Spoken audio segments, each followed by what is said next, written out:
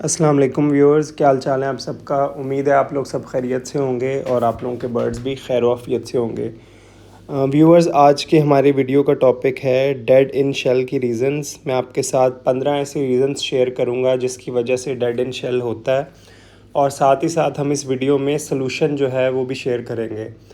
बहुत ही टाइम से लोगों की डिमांड थी कि आप डेड इन शेल पे एक प्रॉपर वीडियो बनाएं।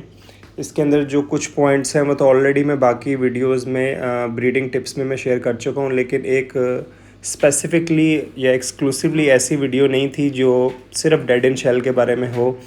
तो मैंने सोचा आज आप लोगों के लिए एक डिटेल्ड वीडियो बना लूँ डेड इन शेल की, और इंशाल्लाह अगर आप ये कंप्लीट वीडियो देख लेंगे तो आज के बाद फिर आपको जो है ना इस टॉपिक के बारे में किसी से कोई भी पूछने की ज़रूरत नहीं पड़ेगी, क्योंकि मैं इसके अंदर सारे रीज़न्स जो हैं वो सब शेयर कर रहा हूँ, और रीज़न्स के साथ साथ आप लोगों को जो है वो टिप्स भी दूंगा कि इसको सॉल्व कैसे करना है, और बहुत ही आसान और इजी अल्फाज में कोशिश करूँगा समझाने की, ताकि जो लोग इस हॉबी में नए हैं उनको भी इजीली समझ आ जाए कि डेड इन शेल वर्ड जो है इसका क्या मतलब है, ये किस लिए यूज़ होता है, और क्या क्या तरीके हैं जिनसे जो है हम अपनी प्रोडक्शन या लव बर्ड की ब्रीडिंग जो है उसको बेहतर बना सकते हैं।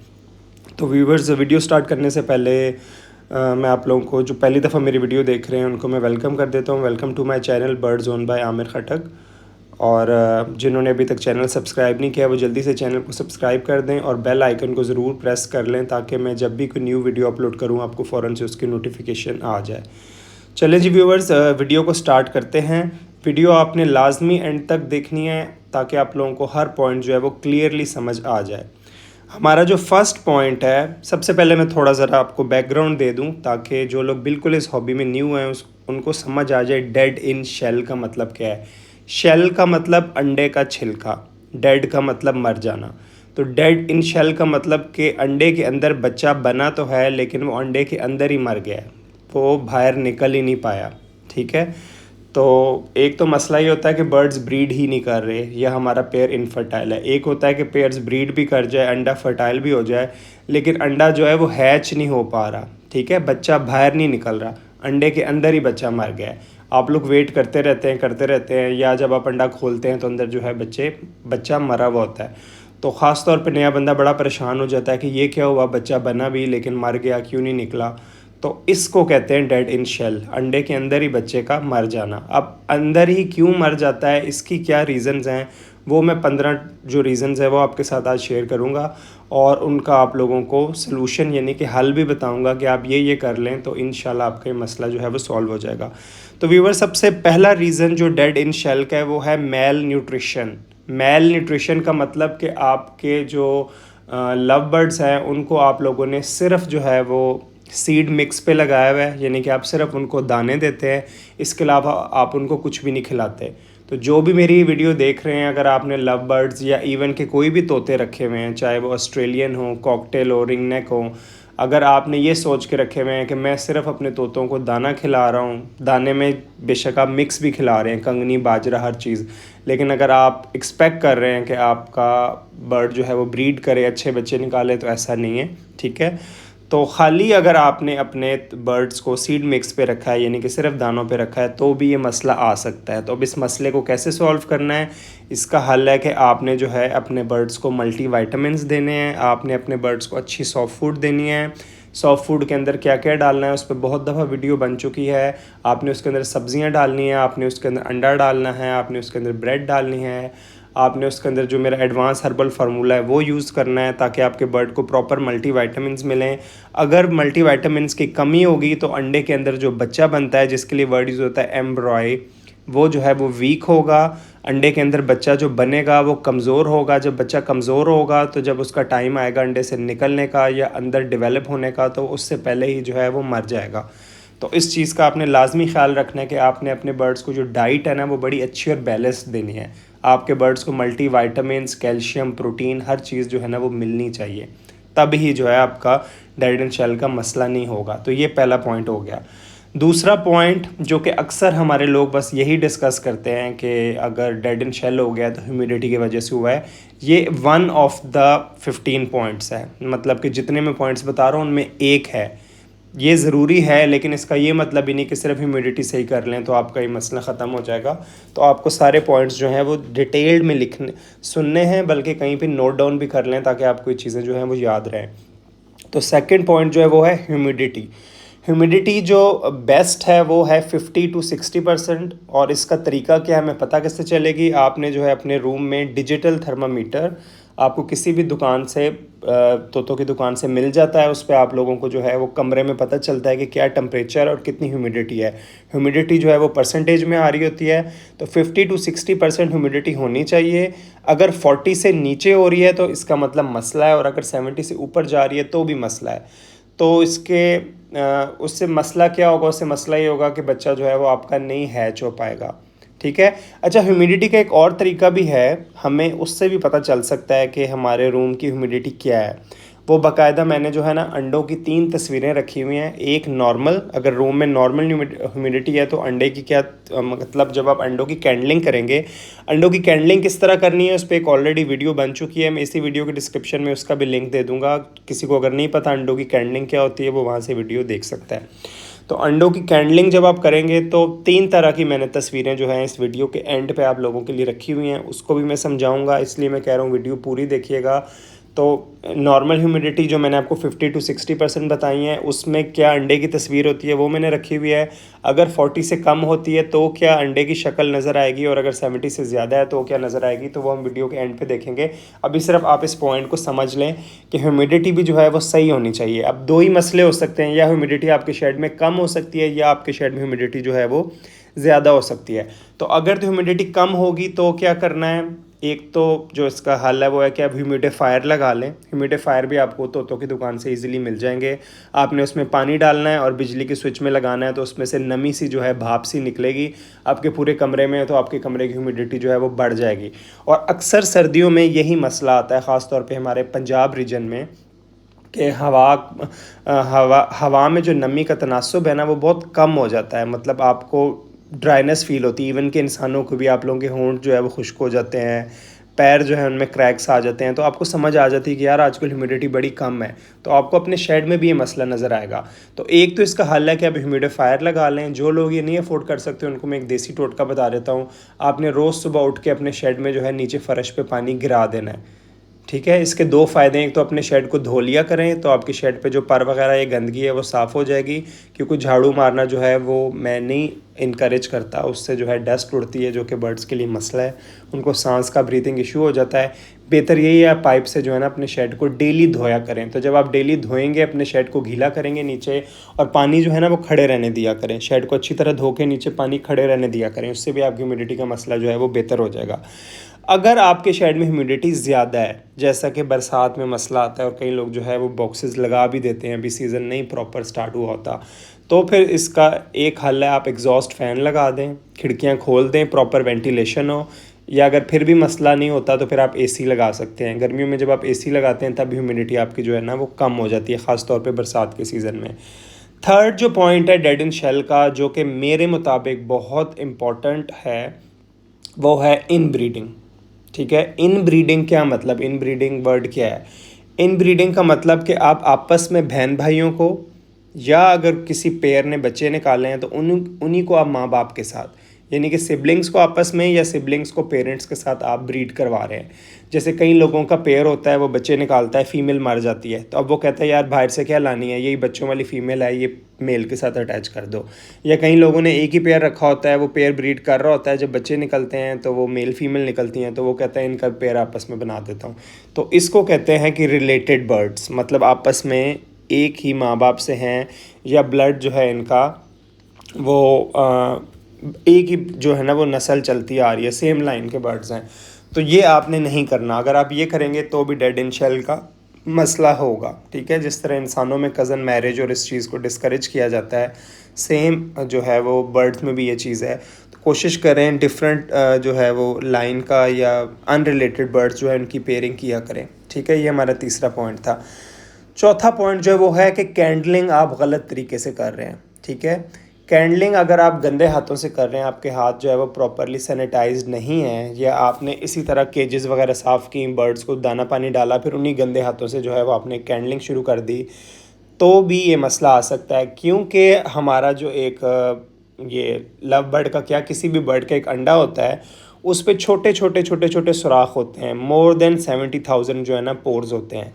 आपको इंसानी आंख से, ह्यूमन आई से वो नहीं नज़र आते, लेकिन अगर आप टेलीस्कोप में या उसमें देखें तो आपको नज़र आएगा कि अंडा जो है वो बंद नहीं होता हर तरफ से, बल्कि अल्लाह ने उसमें बहुत ज़्यादा छोटे छोटे सुराख रखे हैं। वो अल्लाह ने इसलिए रखे हैं ताकि ऑक्सीजन उसमें से जाए और अंदर जो बच्चा बनता है वो सांस ले। तो हमें तो एज अ ह्यूमन नज़र आता है कि अंडा बिल्कुल बंद है, क्योंकि उसमें से लिक्विड नहीं गिरता, अंडा क्रैक नहीं होता, लेकिन उसमें हवा जो है वो पास हो रही होती है। तो जब आप इंसानी हाथों से, आपके हाथ पे कोई भी गंद, इवन के ऑयली हाथ हैं, गंदे हैं, वो जब आप अंडे को उठाएंगे तो वो जो सुराख हैं या पोर्स हैं उनके अंदर वो गंद चला जाएगा और उसके थ्रू बैक्टीरिया जो है अंडे में अंदर चला जाएगा और बच्चा जो है वो एक्सपायर हो जाएगा। तो इसका जो बेस्ट रिकमेंडेड सोल्यूशन है वो ये है कि आप कैंडलिंग की टॉर्च ले लें, ठीक है। अंडे को उठाए बगैर ही जो है ना ऐसी बॉक्स के अंदर कैंडलिंग टॉर्च ऊपर रख के चेक कर लिया करें अंडा फटा है लेकिन नहीं फटा है, ठीक है। या अगर वो नहीं है तो फिर प्रॉपरली अपने हाथों को धो के अच्छी तरह सैनिटाइज करके फिर उठा के जो है ना कैंडलिंग किया करें। तो ये हो गया हमारा जो है चौथा पॉइंट। इसके बाद जो फिफ्थ पॉइंट है वो है कि आपका जो नेस्ट बॉक्स है, लव बर्ड का जो बॉक्स है आपका, वो बहुत ही बड़ा है। जब आप हद से ज़्यादा बड़े बॉक्सेस लगा लेते हैं, या लोग तो ये सोच के लगाते हैं कि यार डब्बे में ज़्यादा बच्चे होंगे तो माँ बाप भी होंगे तो इनको ना बहुत ज़्यादा खुली स्पेस देते हैं। तो जब आप बहुत ज़्यादा खुला मतलब कि बड़ा बॉक्स लगाते हैं तो फिर जो है अंडे कभी इधर जा रहे होते हैं, कभी उधर जा रहे होते हैं। ये मसला तब भी आता है अगर आपने नेस्टिंग भी कम दी है। इवन कि आपके बॉक्स का साइज़ भी ठीक है लेकिन नेस्टिंग मटेरियल आपने बर्ड्स को कम दिया है, तो फिर भी आपके अंडे जो है ना वो इधर उधर स्लिप होंगे। तो जब अंडा इधर उधर हिलता है तो अंडा क्रैक हो जाता है, और अंडे में एक भी अगर क्रैक आ गया है तो आपका जो है वो अंडा जो है वो डेड इन शेल हो जाएगा। उसके अंदर अगर बच्चा बन भी रहा था वो उसी दौरान जो है ना बच्चा मर जाएगा। अच्छा, अब इसमें जो टिप्स हैं वो ये हैं कि एक तो अपने बॉक्स को जो है वो जो प्रेफर्ड लव बर्ड का बॉक्स है, किसी भी शॉप पे अगर आप जाते हैं तो लव बर्ड का ही बॉक्स लें, कॉकटेल रिंग नेक का, ये बड़े बड़े पैरट्स का, रम्प वगैरह का ना लें। सेकेंडली, अगर अंडे पे हल्का सा क्रैक आ भी जाता है तो इस पर भी मैंने एक वीडियो बनाई हुई है कि आप किस तरह अपने एक्सपेंसिव तोतों के जो अंडे हैं उनको बचा सकते हैं। आप जो है सिंपली नेल पॉलिश जो है वो वहाँ पे लगा के उसको थोड़ी देर के लिए 1-2 मिनट के लिए ड्राई होने के लिए रख दें और दोबारा अंडे को रख दें। इससे भी जो है 80 to 90% चांस होता है कि अंडा बच जाता है। किसी ने अगर ये वीडियो भी नहीं देखी तो ये भी मैं इस वीडियो की डिस्क्रिप्शन में ऐड कर दूंगा। मैं जिस टॉपिक को इस टॉपिक से रिलेट कर रहा हूँ उसकी वीडियो डिस्क्रिप्शन में डाल दूंगा ताकि साथ आप वो भी देख लें और आपको पूरी जो है ना वो एक चीज़ समझ आ जाए। क्योंकि एक होता है चीज़ का बताना, एक होता है सामने चीज़ को देख लेना। तो जब इंसान की साइकी है और जब किसी चीज़ को वीडियो में देख लेता है तो वो उसके दिमाग में जो है ना बैठ जाती है अच्छे तरीके से। तो मैं जो इन चीज़ों का यहाँ जिक्र कर रहा हूँ उनकी वीडियो का मैं लिंक डाल दूँगा, आप लोग वो ज़रूर जो है ना देख लीजिएगा। शुरू में जो मेल न्यूट्रिशन में मैंने सॉफ्ट फूड की बात की थी कि उसमें अंडा, ब्रेड, सब्जियाँ डालनी है, वो भी अब एक नए बंदे को नहीं पता होगा किस तरह डालनी है, तो मैं सॉफ्ट फूड का लिंक भी जो है ना इस वीडियो में डाल दूँगा। अब वो भी जो है ना वीडियो के डिस्क्रिप्शन में जाएंगे तो उधर क्लिक कर लीजिएगा, आ जाएगा, ठीक है। तो ये हमारा जो हो गया, ये हमारा हो गया 5th पॉइंट, ठीक है। अच्छा जी, अब 6th पॉइंट की तरफ जाते हैं। 6th पॉइंट जो है वो है कि नेस्टिंग मटेरियल जो बॉक्स में है वो गंदा हो गया है। आपको पता है कि जैसे ही बच्चे निकलते हैं, बच्चे तो बाहर आके ड्रॉपिंग्स नहीं करते, वो तो डब्बे में ही गंद करते हैं। माँ बाप फीड करवा रहे हैं, बच्चे बड़े होते जा रहे हैं, होते होते आपके डब्बे में बहुत ज़्यादा गंदगी फैल जाती है। और इसी दौरान अगर पेयर ने दोबारा अंडे दे दिए हैं तो वो तो उसी गंदे बॉक्स में दोबारा अंडे आ गए हैं। कई लोग कहते हैं यार अब फीमेल बैठ गई अंडों पे तो अब क्या नेस्टिंग चेंज करनी है, इससे भी डेड इन शेल हो जाता है। तो हमेशा ये बात याद रखें कि हर क्लच के बाद, ये मैं कम से कम बता रहा हूँ, ज़्यादा नहीं बता रहा, ज़्यादा में तो ये है कि जैसे ही आप देखें कि बॉक्स गंदा हो गया, जब बच्चे बड़े हो जाते हैं, आपको हर हफ्ते बाद 4-5 दिन बाद नेस्टिंग चेंज करनी होती है। अगर आप नेस्टिंग नहीं भी चेंज करना चाहते तो बिल्कुल जो बारीक बूरा होता है, आराम से अंडे उठा के बारीक बूरा नीचे डाल दिया करें ताकि बॉक्स में वो जो गंदगी या ड्रॉपिंग्स की वजह से नमी होती है वो बूरा जो है जज्ब कर ले और आपके अंडे ऊपर जो है ना बिल्कुल ड्राई या साफ़ रहें, ठीक है। जब वो गंदगी अंडे के साथ चिपक जाती है ना, अंडे गीले हो जाते हैं ड्रॉपिंग से, तब ये मसला आता है। तो बेस्ट तो रिकमेंडेड यही है कि हर क्लच के बाद जो है वो नेस्टिंग मटेरियल चेंज करें। ये मैं वैसे मिनिमम बता रहा हूँ। और बेहतर तो यही है कि जब बच्चे बड़े हो जाएं, जैसे आप देखें कि बॉक्स गंदा हो गया, आप जो है अंडे चेंज कर लें, वो नेस्टिंग चेंज कर लें और अंडों को दोबारा रख दें। लेकिन अगर आप वो नहीं कर सकते तो आप बूरा जो है वो डाल के, बूरे से भी जो है आपको ऐसा लगेगा ऊपर ऊपर से बॉक्स जो है वो साफ़ हो गया, बेशक नीचे से गंदा होगा लेकिन एटलीस्ट अंडों को जो है ना वो टच नहीं करेगा। ठीक है, ये हो गया हमारा पॉइंट।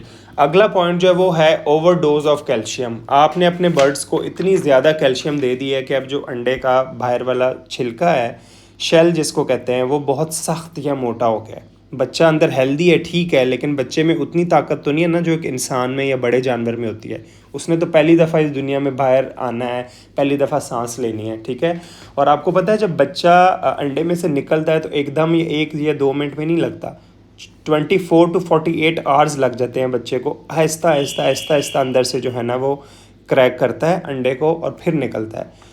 तो बच्चा जो है वो काफ़ी एग्जॉस्ट हो जाता है, मतलब कि थक जाता है। ठीक है, तो जब अंडे का छिलका बहुत सख्त होगा तो क्या होगा कि बच्चा जो है वो करता रहेगा, कोशिश करता रहेगा, अल्टीमेटली वो थक जाएगा और अंदर जो है वो मर जाएगा।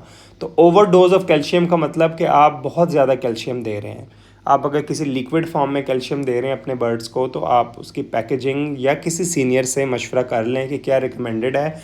दूसरा ये चीज़ भी याद रखें कि अगर आप पानी में जो है अपने बर्ड्स को वो दे रहे हैं कैल्शियम तो फिर सॉफ्ट फूड में ना दें, और अगर सॉफ्ट फूड में दे रहे हैं तो कैल्शियम में ना दें। मतलब कि आपको पता होना चाहिए कि मैं एक सोर्स से दे रहा हूँ, ये नहीं कि पानी में भी दे रहे हैं, सॉफ्ट फूड में भी दे रहे हैं, कैल्शियम बॉक्स भी लगाया है, कटल बोन फिश भी लगाई है, तो ये ओवरडोज हो जाता है, आप हर तरफ से दे रहे हैं। इस चीज़ का भी आपने ख्याल रखना है। अगला पॉइंट है कि आपके शेड के अंदर कोई बैक्टीरियल या वायरल इन्फेक्शन है, मतलब आपको नहीं पता आपके बर्ड्स में इन्फेक्शन है। कुछ इन्फेक्शंस ऐसे होते हैं जैसे पोलियोमा या कोई और, खैर पोलियोमा में तो डेड इन शेल का नहीं मसला होता, बच्चा मरता है, लेकिन इसके अलावा कुछ वायरल इन्फेक्शंस ऐसे होते हैं कि माँ बाप बिल्कुल आपको ठीक लगेंगे या माँ बाप की इम्यूनिटी जो है वो बिल्ड हो गई है, लेकिन माँ बाप जब अंडे देंगे तो वो उनके माँ बाप के ब्लड में है वो बैक्टीरियल या वायरल इन्फेक्शन, तो अंडे के अंदर जो बच्चा बना है उसको भी वो इन्फेक्शन है, तो वो बच्चा इतना वीक है कि वो पहले एक्सपायर हो गया। तो इसका बेस्ट सोल्यूशन ये है कि ब्रीडिंग बॉक्सेस लगाने से 1 महीना पहले अपने बर्ड्स को जो है ना टाइलोडॉग्स का जो है वो कोर्स करवा दिया करें। ठीक है, टाइलोडॉग्स की मैं तस्वीर भी जो है वो स्क्रीन पे शेयर जो है वो कर दूंगा आप लोगों के लिए इस वीडियो में। और इसकी जो आपने डोज़ रखनी है ये प्रिकॉशनरी डोज़ है। प्रिकॉशनरी का मतलब कि बर्ड्स को कोई बीमारी नहीं है लेकिन हम फिर भी कोर्स करवा रहे हैं, तो आपने हाफ ग्राम, आधा ग्राम जो है वो 1 लीटर पानी में यूज़ करना है। 5 दिन का आपने कोर्स करवाना है और ये करवाने के बाद 5 दिन आपने अपने बर्ड्स को प्रोबायोटिक्स भी देने हैं। मैं जो प्रोबायोटिक्स यूज़ करता हूँ वो पोल्ट्री की यूज़ करता हूँ, प्रोटेक्सन, वो 1 ग्राम 1 लीटर पानी में होता है, वो आप यूज़ करवा सकते हैं। क्योंकि जब भी आपने एंटीबायोटिक्स बर्ड्स को देनी है आपने उसके बाद प्रोबायोटिक का ज़रूर कोर्स करवाना है। ठीक है, क्योंकि एंटीबायोटिक का कोर्स करवाने से जो गुड बैक्टीरिया होता है बर्ड्स के अंदर वो भी मर जाता है, तो प्रोबायोटिक्स जब आप दोबारा देते हैं वो बैक्टीरिया दोबारा बन जाता है और वो बर्ड्स की इम्यूनिटी को जो है ना हेल्प आउट करता है। कल को कोई बीमारी अटैक होती है तो बर्ड जो है उससे सर्वाइव कर जाते हैं। अगला जो पॉइंट है वो ये है कि आपके चिक्स जो हैं वो सेल्फ हो गए हैं लेकिन आपने उनको टाइमली सेपरेट नहीं किया। आप भूल गए या आप आउट ऑफ सिटी गए हैं या आप नए बंदे हैं, आपके पास कोई केज ही नहीं है, आपने लापरवाही कर ली। आपने कहा ठीक है बच्चे बाहर बैठे होते हैं, सिर्फ रात को ही अंदर जाते हैं माँ बाप के साथ, बाकी तो सारा दिन बाहर बैठे होते हैं। लेकिन चिक्स जब भी जाएंगे बॉक्स के अंदर वो अपने नाखनों से या बाहर उड़ने में या इधर उधर करने में जो है ना अंडों को हिला देंगे, अंडे क्रैक हो जाएंगे, इससे भी डेड इन शेल का मसला हो जाता है। तो जब भी आपके बच्चे सेल्फ हो जाएं तो उनको प्रॉपरली जो है वो अलग कर दें। अगली रीज़न डेड इन शेल की है बर्ड्स की एज कम होना। मिनिमम 1 साल के बर्ड्स होने चाहिए, लेकिन हम लोगों की यही कोशिश होती है कि 8-9 माह का बर्ड जो है वो ब्रीड पे लगा दें। उससे फिर यही होता है कि पहले 1-2 क्लच जो है वो ज़ाया हो जाते हैं। तो बजाय इसके कि बर्ड्स की एनर्जी भी ज़ाया करना, अपना टाइम भी ज़ाया करना, स्ट्रेस भी लेना डेड इन शेल का, बर्ड्स की एज कंप्लीट होने दें। मिनिमम 1 साल का जब आपका पेयर हो जाए तब ही ब्रीड करवाएं। अगली जो पॉइंट है इसको हमारे लोग बहुत अनइम्पॉर्टेंट लेते हैं या लोग इसको समझते हैं कि इसकी ज़रूरत नहीं है, वो है बर्ड को प्रॉपर फ्लाइंग देना ऑफ सीज़न में, या बड़े बर्ड्स को ऑफ सीज़न में फ्लाइंग देना, या आपके जो चिक्स हैं उनको जब वो 4 मंथ से ऊपर हो गए थे उनको प्रॉपरली फ्लाइंग नहीं मिली। जब फीमेल्स को प्रॉपरली फ्लाइंग नहीं मिलती तो उनके जो पेल्विक बोन्स होते हैं जिसमें से अंडे ने पास होना होता है, वो हड्डी जो है वो वीक होती है। वो हड्डी जब वीक होती है तो अंडा जो है वो आपका प्रॉपरली नहीं हो पाता, अंडा जो है वो प्रॉपरली जो है डेवलप नहीं हो पाता, फीमेल लेइंग भी नहीं प्रॉपर कर पाती। अक्सर फीमेल्स जो हैं वो एक्सपायर भी हो जाती हैं या कई फीमेल्स को एग बाइंडिंग हो जाती हैं। कई लोग कहते हैं कि हमारी फीमेल्स ने 1-2 अंडे दिए, उसके बाद उनकी टांगों ने काम छोड़ दिया, लकवा हो गया, उसकी भी ये रीज़न होती है। थर्ड रीज़न कि आपका जो पेयर है वो अच्छी तरह डेवलप नहीं हो पाया, उसके मसल्स नहीं डेवलप हो पाए, ठीक है, जिस वजह से फीमेल जो है वो प्रॉपर अंडों को इंक्यूबेट नहीं कर पाएगी, उसमें वो ताकत नहीं है। तो इसका बेस्ट सोल्यूशन है कि अपने बर्ड्स को जो है फ्लाइंग ज़रूर दिया करें, एटलीस्ट 3 to 4 मंथ्स जो है अपने बर्ड्स को फ्लाइंग दिया करें ड्यूरिंग ऑफ सीज़न। अगला पॉइंट जो है वो ये है कि हम में से अक्सर लोग जब देखते हैं कि अंडा गंदा हो गया, उसके ऊपर तोतों की जो है वो ड्रॉपिंग्स लग गई है, तो वो फ़ौरन से अंडे को पानी में डिप कर देते हैं, या कई लोग जो है कपड़े को गीला करके डेली अंडों को साफ़ करना शुरू कर देते हैं। तो मैं आपको बात बताता चलूँ कि अल्लाह की तरफ से अंडे के ऊपर एक वैक्स होती है, आप अगर अंडे पे गीला हाथ रब करें तो आपको इस तरह चिकनाई चिकनाई सी फील होगी, लुब्रिकेशन सी फील होगी, वो वैक्स होती है। वो अल्लाह ने इसलिए बनाई होती है कि कोई भी अगर गंदगी या बाहर की चीज़ है तो वो उसके थ्रू अंदर ना जा सके, ठीक है। लेकिन जब हम कपड़े से उसको रब करते हैं तो वो ख़त्म हो जाती है। जब वो ख़त्म हो जाती है, इसके बाद कोई भी गंदगी, कोई भी इन्फेक्शन या कुछ भी होगा वो डायरेक्ट अंडे के अंदर चला जाएगा, बच्चा डेड इन शेल हो जाएगा। अब यहाँ पे कुछ लोग कहेंगे कि हम तो अक्सर कर चुके हैं साफ़, बल्कि इससे बच्चा बच जाता है, और अक्सर यूट्यूबर्स या सीनियर ब्रीडर्स बताते हैं कि अंडे को साफ़ कर लें। तो ज़रूरी नहीं है कि आपने एक दफ़ा किया है तो बच्चा जो है वो डेड इन शेल हो गया है।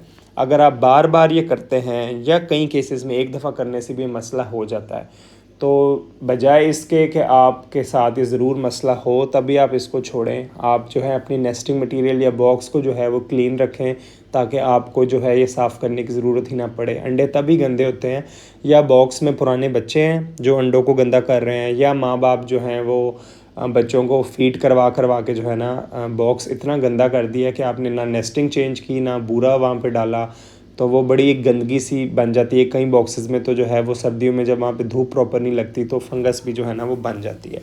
अगला पॉइंट है वो ये है कि आपकी जो फीमेल है वो प्रॉपरली अंडों को इंक्यूबेट नहीं कर रही, ठीक है। अगर और ये मसला तब भी आता है अगर फ़ीमेल ने ज़्यादा अंडे दिए हैं, ठीक है। अगर फ़ीमेल ने 9-10 इवन के 12-12 तक भी फीमेल्स अंडे देती है, तो अब फीमेल सारे अंडों को जो है वो प्रॉपरली हीट नहीं दे पाएगी, प्रॉपरली इंक्यूबेट नहीं कर पाएगी। तो क्या होगा कि जो अंडे इंक्यूबेट हो रहे हैं वो तो सही होंगे, जो कभी ऊपर से हीट मिल जाती है, कभी नीचे से मिल जाती है, वो अंडा फर्टाइल तो हो जाएगा लेकिन कुछ दिनों बाद डेड एंड शेल हो जाएगा। उसकी रीज़न ये है कि आपकी फ़ीमेल ने प्रॉपर इंक्यूबेशन नहीं की। ये मसला तब भी आता है अगर फ़ीमेल जो है वो एज में कम है, पहली दफ़ा ब्रीड कर रही है, तब भी उसको प्रॉपरली बैठना नहीं आता। और ये मसला तब भी आता है अगर आपके बॉक्स में नेस्टिंग मटेरियल कम है, तो अंडे जो हैं वो प्रॉपरली एक जगह पे नहीं रहते, इधर उधर गिर जाते हैं। तो अपनी फ़ीमेल्स की एज कंप्लीट करवाएं। फ़ीमेल्स ने अगर अंडे बहुत ज़्यादा दिए हैं तो अंडों की फॉस्टरिंग करें। फॉस्टरिंग किस तरह करते हैं इस वीडियो के साथ में उसका भी लिंक डाल दूंगा, मैंने बताया हुआ है। अंडों की फॉस्टरिंग भी, बच्चों की फॉस्टरिंग भी, दोनों की मैं इस वीडियो के डिस्क्रिप्शन में उसका लिंक भी डाल दूंगा, वो भी आप देख लीजिएगा। तो अगर आप भी उन लकी लोगों में से हैं जिनकी फ़ीमेल्स बहुत ज़्यादा अंडे दे रही हैं तो उसका फ़ायदा उठाएं, अपने सारे अंडों को जो हैं वो बचाएं, सर्वाइव करवाएं फॉस्टरिंग के थ्रू। और जो है वो कोशिश करें कि आपके पास जो है ना वो मैक्सिमम प्रोडक्शन आए। ये कोई तरीका नहीं है कि फ़ीमेल ने 10-12 अंडे दिए तो 4 बच्चे भी निकल आए तो क्या है, हमारा तो चल रहा है। इस तरह की सोच रखेंगे कभी भी लाइफ में आगे नहीं बढ़ेंगे। कोशिश करें कि अगर आपका पेयर आपको ब्रीड करके फर्टाइल अंडे दे रहा है तो वो सारे सर्वाइव होने चाहिए, सारे बच्चे बढ़ने चाहिए, ठीक है। एज अ ह्यूमन हमें कोशिश करनी चाहिए और अच्छे की तवक्को करनी चाहिए। अगर आप ये सारी कोशिशें कर रहे हैं फिर भी कुछ हो जाता है तो वो फिर अल्लाह की तरफ से है और उस पर इंसान जो है ना कुछ नहीं कर सकता। लेकिन इसका ये मतलब नहीं कि आप कोशिश करना ही छोड़ दें। आप कहेंगे यार 4-5 भी निकल आए तो नॉर्मल है, सबके पास इतने निकलते हैं तो मेरे पास भी 4-5 इनफ हैं। ये सोच अगर रखेंगे तो कभी लाइफ में आगे जो है ना वो नहीं बढ़ पाएंगे। अपने गोल्स खुद सेट करें, किसी और पे जो है ना वो रिलाई ना करें कि उस। तो आप लोगों ने करना है कि अपनी फ़ीमेल्स को जो है वो प्रॉपरली एज पे जो है ना वो ब्रीड करवानी है ताकि आपके पास जो है वो मैक्सिमम प्रोडक्शन आए। अच्छा, एक और प्रॉब्लम जो आती है जिस वजह से डेड इन शेल होता है वो होता है फॉस्टरिंग आप गलत तरीके से कर रहे हैं। फॉस्टरिंग गलत तरीके से मतलब कि डेट्स जो है वो बहुत इंपॉर्टेंट हैं। आपको पता होना चाहिए कि आपकी फ़ीमेल ने कब अंडे दिए हैं और कब से जो है वो अंडों को इंक्यूबेट करना शुरू कर दिया है फ़ीमेल ने।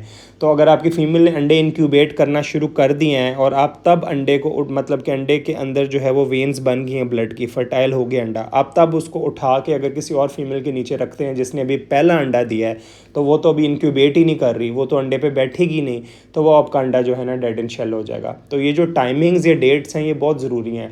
इसलिए कहते हैं कि अपने ड्यूरिंग ब्रीडिंग सीज़न अपने एक चार्ट बनाया करें, अपना प्रॉपर एक पेडिग्री मेंटेन रखा करें, आपको पता हो कि आपकी किस किस केज में कौन कौन सा पेयर है। इस पे मैं एक डिटेल्ड वीडियो बनाऊंगा कि हमें पेडिग्री और जो ब्रीडिंग का चार्ट है वो किस तरह मेंटेन करना चाहिए। लेकिन यहाँ पे जो पॉइंट इंपॉर्टेंट है वो ये है कि आपको डेट्स पता होनी चाहिए ताकि आप सही तरीके से जो है ना फॉस्टरिंग कर सकें। अगला जो पॉइंट है वो ये है कि आपकी जो, और ये भी बहुत इंपॉर्टेंट पॉइंट है जो कि अक्सर लोगों को नहीं समझ आता, वो है कि आपकी जो है ब्लड लाइन वो ही वीक है। और ये मसला ज़्यादातर वहाँ पे आता है जहाँ पे आप रेड आइज़ को आपस में ब्रीड करवाते हैं। मतलब आप अल्बाइनो रेड आइज़ को क्रीमिनो के साथ करवा रहे हैं, या आप क्रीमिनो को क्रीमिनो के साथ करवा रहे हैं, या आप पेल फेलो विजुअल टू विजुअल करवा रहे हैं। और मैं ये अल्हम्दुलिल्लाह सारी पेयरिंग जो है इस दफ़ा मैंने की है, बल्कि लास्ट ईयर भी की थी, आप लोगों के साथ ब्रीडिंग प्रोग्रेस भी शेयर की है। लेकिन अक्सर हमारी आवाम या जितने लोग हैं उनके दिमाग में बात डाल दी गई है सब ब्रीडर्स की तरफ से कि रेड टू रेड को ब्रीड नहीं करवाना, वरना डेड इन शेल का मसला आएगा या मोर्टेलिटी जो है वो बहुत हाई रहेगी। तो आप लोगों ने इस चीज़ से बिल्कुल नहीं घबराना। अगर आपके बर्ड्स की जो है वो ब्लड लाइन स्ट्रॉन्ग है, अगर आपके बर्ड्स जो हैं वो अनरिलेटेड हैं, तो कभी भी डेड इन शेल का मसला नहीं आएगा। ये मसला तब आएगा कि अगर आपने रेड टू रेड ब्रीड करवाया है और आपके जो वो पेयर है उसमें मेल या फीमेल दोनों की तरफ से लाइन ही वीक है, तो फिर ये मसला आएगा। रेड आइज़ की प्रोडक्शन को किस तरह इंक्रीज़ करवा सकते हैं, इस पे एक ऑलरेडी डिटेल्ड वीडियो मैंने बनाई हुई है। मैं उस वीडियो का भी जो है लिंक इस वीडियो के डिस्क्रिप्शन में डाल दूंगा ताकि आप लोगों को जो है प्रॉपरली उसकी भी समझ आ जाए।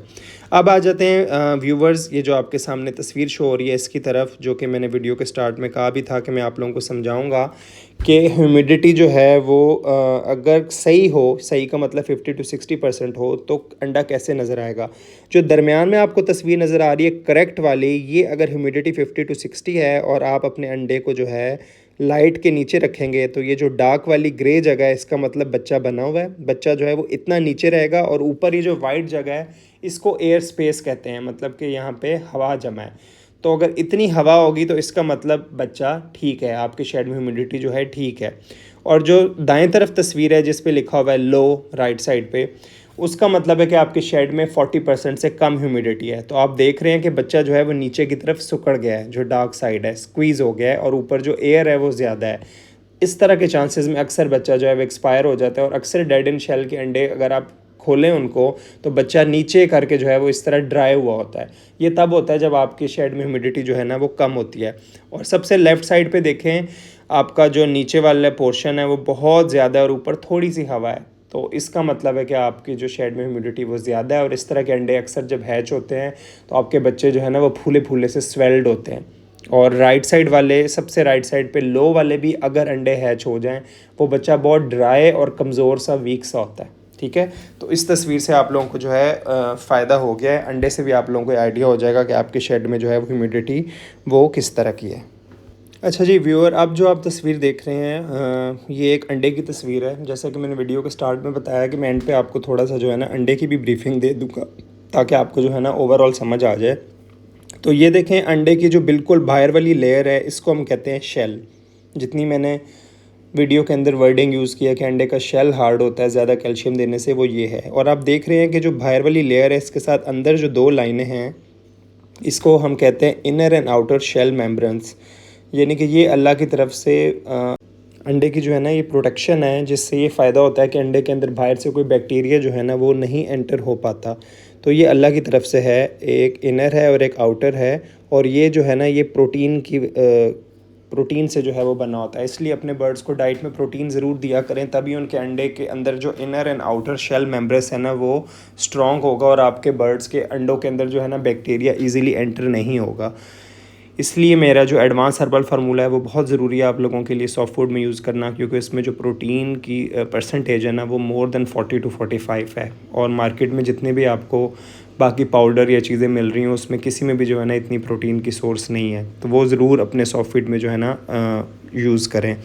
अच्छा जी, एक और चीज़ जो है वो है अंडे के साथ आप सबसे नीचे देख रहे हैं वो है एयर सैक, बिल्कुल नीचे। ये एयर सैक कब बनता है? जब भी अंडा फीमेल ले कर देती है तब अंडा जो है ना वो थोड़ा गर्म होता है। जैसे अंडा कूल होता है तो एयर सैक जो है ना ये बन जाता है, ठीक है। और ये बिल्कुल एक फ़्रेश अंडे की निशानी है, इसमें थोड़ा सा जो है ना ये बनता है। ये जैसे जैसे बच्चा नीचे बनता जाता है ये एक्सपेंड होता जाता है। अभी इससे पहले की वीडियो में आप लोगों को जिसमें मैं ह्यूमिडिटी दिखा रहा था उसमें मैंने आप लोगों को जो है ना वो दिखा दिया है। अगर नॉर्मल ह्यूमिडिटी होगी तो ये वाली जो जगह है ये कितनी रहेगी, अगर ज़्यादा होगी तो कितनी होगी, लो होगी तो कितनी होगी, ठीक है। ये सब चीज़ें हैं। और इसके ऊपर जो आप चीज़ देख रहे हैं उसको कहते हैं चलेज़ा, ठीक है। चलेज़ा क्या है? अक्सर आपने जब मुर्गी का अंडा तोड़ा होगा तो आपको नज़र आएगा कि जर्दी के साथ एक वाइट सी जो है ना चीज़ होती है, उसको चलेज़ा कहते हैं, ठीक है। अच्छा, आपने एक चीज़ नोट की है कि अंडे का जो बाहर वाला शेल है वो किस चीज़ से बना है? वो भी वीडियो में ये लेबलिंग भी जो है ना ये भी मैंने दिखाई है ताकि आप लोगों को जो है ना इसका फ़ायदा हो। ये कैल्शियम से बना होता है और ये सेम मटेरियल है जो सी शेल, चॉक से लाइमस्टोन में भी यूज़ होता है। तो इसलिए अपने सॉफ्ट फीड के अंदर जो है वो ये चीज़ें भी ऐड रखा करें। दोबारा मैं वही बात करना चाहूँगा कि अगर आप एडवांस हर्बल फार्मूला यूज़ करते हैं उसके अंदर ये तीनों चीज़ें जो है ना ये शामिल हैं, तो आपके बर्ड्स को एक अच्छा सोर्स ऑफ कैल्शियम भी जो है ना वहाँ से मिल जाता है, प्रोटीन भी मिल जाता है, कैल्शियम भी मिल जाता है। और ये दोनों चीज़ें देखें कितनी ज़रूरी है अंडे के लिए, ठीक है। दरमियान वाली जगह जो है इसको अंडे का यॉक कहते हैं, यानी कि हम जर्दी जो है इसको कहते हैं। इसमें ज़्यादातर जो होता है वो ये होता है, ये फ़ैट, पानी, विटामिन और मिनरल से बना होता है। तो अगर आप अपने बर्ड्स को विटामिन्स जो हैं वो प्रॉपरली नहीं दे रहे तो आपके बर्ड में जो है ये उसका यॉक के अंदर जो एम्ब्रॉय है वो वीक होगा। तो इसलिए ये भी ज़रूरी है कि अपने बर्ड्स को जो है विटामिन्स जो हैं वो अच्छे मिकदार में दें, मल्टीविटामिन्स अच्छे दें, ठीक है। तो ये है व्यूअर्स एक अंडे की तस्वीर। मैंने कहा कि आप इतना लव बर्ड्स की ब्रीडिंग करवा रहे हैं तो आपको जो है ये भी नॉलेज होनी चाहिए, पता होना चाहिए कि अंडे के अंदर क्या क्या चीज़ें होती हैं। जब ये चीज़ें माइंड में होती हैं तो हम लोगों को जो है ना अच्छे तरीके से हर चीज़ जो है वो समझ आ जाती है। तो व्यूअर्स आज की वीडियो में जो है मैंने आप लोगों के साथ 15 पॉइंट्स जो है वो शेयर किए हैं डेड इन शेल के। और मैं उम्मीद करता हूँ कि आज की वीडियो से आप लोगों ने काफ़ी कुछ सीखा होगा। और मैं ये भी कह सकता हूँ दावे के साथ कि जिसने ये वीडियो कंप्लीट देख ली है और गौर से समझ लिया है, किसी ने अगर जल्दी जल्दी में देखी है, स्किप किया है, तो वह दोबारा से जाए वीडियो को प्रॉपरली देखे, क्योंकि हर एक एक बात जो इसमें की गई है उसका फ़ायदा है और वो इन्फॉर्मेटिव है। अगर आप ये कंप्लीट वीडियो देख लेते हैं तो आज के बाद डेड इन शेल के बारे में कभी आपको किसी से पूछने की ज़रूरत नहीं पड़ेगी। आपको ख़ुद पता होगा कि इन 15 में से ऐसी क्या चीज़ें हैं जो मैं गलतियां कर रहा हूं और इसी वजह से मेरे पास डेड एंड शेल आ रहा है। और अगर आप इन 15 पॉइंट्स को जो है वो माइंड में रख के जो मैंने इनके सॉल्यूशंस या टिप्स बताई हैं उनको फॉलो करेंगे तो इंशाल्लाह आज के बाद डेड एंड शेल का मसला आपके शेड से जो है वो ख़त्म हो जाएगा, ठीक है। व्यूवर्स वीडियो को लाइक करें और कमेंट में ज़रूर बताएं कि वीडियो आपको कैसी लगी है। और इस वीडियो को जो है ना अपने जितने फेलो फैंसियर्स हैं उनके साथ शेयर करें ताकि ब्रीडिंग सीजन स्टार्ट हो गया है और काफ़ी लोगों के पास जो है पहला क्लच आ भी गया है। तो ये मसला जो है ना काफ़ी ज़्यादा है और अक्सर लोगों की मुझे मैसेजेस या कॉल्स आ रही होती हैं। तो अगर आप इसको शेयर करेंगे किसी के साथ तो वो भी एक सदका जारिया होगा। आपकी वजह से अगर किसी को हेल्प होती है, कोई कुछ सीखता है तो उसका आपको भी जो है ना वो फ़ायदा होगा। तो अच्छी चीज़ को हमेशा शेयर किया करें दूसरों के साथ, ठीक है। वो आपके लिए एक सदका जारिया बनती है। दुआओं में याद रखिएगा और अप्रिशिएट किया करें, चैनल को सब्सक्राइब किया करें ताकि मैं ज़्यादा से ज़्यादा वीडियोज़ जो है ना आप लोगों के लिए बनाया करूँ। ओके व्यूअर्स, अल्लाह हाफ़िज़, टेक केयर।